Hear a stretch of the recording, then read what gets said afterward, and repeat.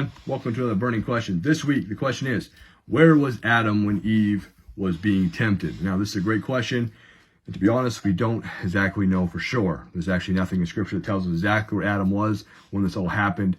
But I do want to look at a few passages in Genesis 3 that give us a hint of where Adam was when Eve was being tempted. The first is Genesis 3, verse 17. This is actually the judgment that God gives to Adam. And you notice something different with this judgment, different than there's difference between the judgment of the serpent and of Eve. God starts differently. He says in verse 17, he said, because you listened to the voice of your wife and have eaten of the tree. So God says, you listen to the voice of your wife. The wife is the one you listen to, not the serpent, right? Another passage to look at is when God confronts Adam of his sin in Genesis 3, verse 12. Adam says to God, he says, the woman whom you gave to be with me, she gave me the fruit and I ate. So it was Eve that gave Adam the fruit and then he ate. Now, for sure, we talked about this last week. Adam is blaming Eve. He's making excuses for her sin. But regardless, one thing we can see here is that Eve is the one that gave him the fruit. He heard her voice, not the serpent's voice.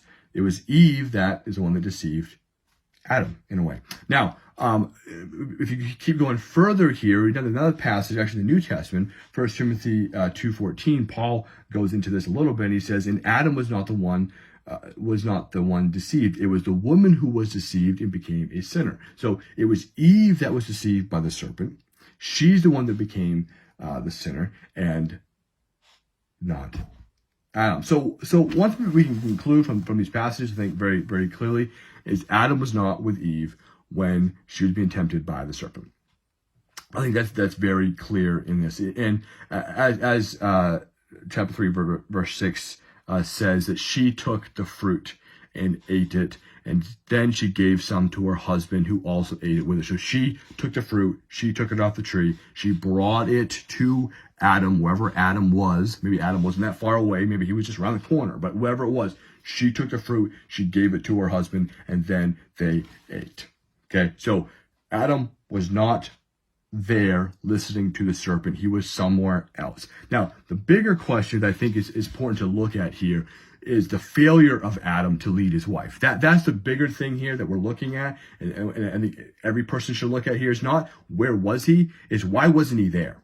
Right? Why wasn't Adam there with his wife when she was being tempted? Or why didn't he step in? Why wasn't he looking and say, where's Eve? Where is she? Why is she not here with me? And she's been gone for a long time. Or even when Eve brought the fruit to Adam, why didn't Adam say, hey, Eve, no, what are you doing? You know the command. You know what God told us. What are you doing eating this fruit?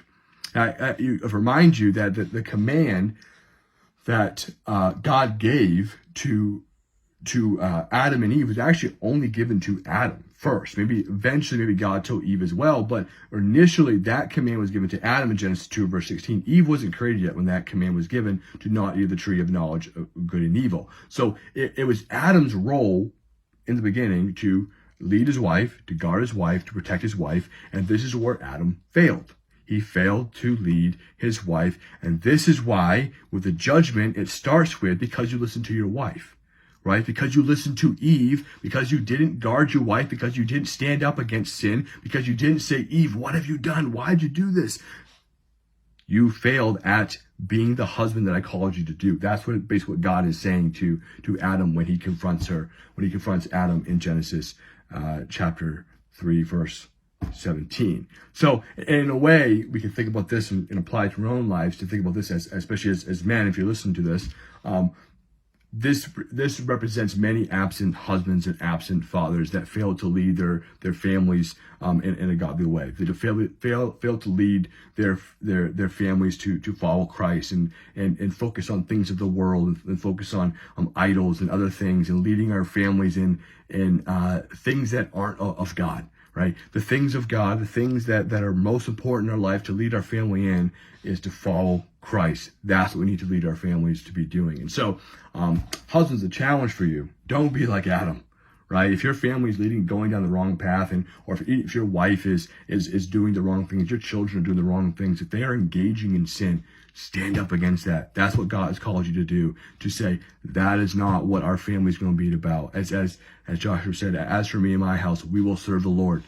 That Joshua said that you as a man, lead your household, lead them in a godly way, and strive to be the man of God that God has called you to be. So to end this, where was Adam when he was being tempted?